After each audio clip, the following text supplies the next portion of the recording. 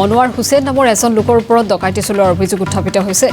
কাঢ়ি লোৱা গৰুকেইটা উভতাই দিবলৈ ধন বিচৰাৰ অভিযোগ উত্থাপিত হৈছে। ঘটনা সন্দৰ্ভত ভুক্তভোগী ইতিমধ্যে দাখিল কৰিছে এজাহাৰ। পূৰ্বেও গৌ সৰবৰাহৰ গোচৰত গ্ৰেপ্তাৰ হৈছিল আশ্ৰাফ মণ্ডল।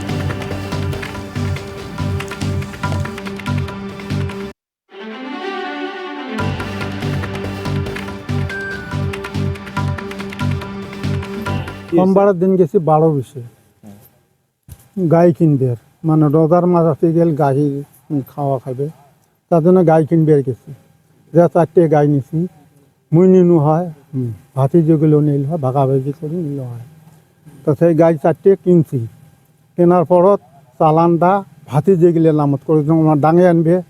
মুই তো অসুখী মানুষ, মুই তো আসতে পারব না, মুই গাড়ি দিয়ে আসছ।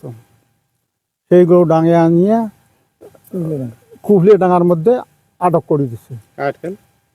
মনোয়ার, আশরাফ, এগুলিয়ে আরও অনেক কজন বিলে আসিল। মুই তো সারা ওটি না আসুন, ভাতি যেগুলিয়ে কল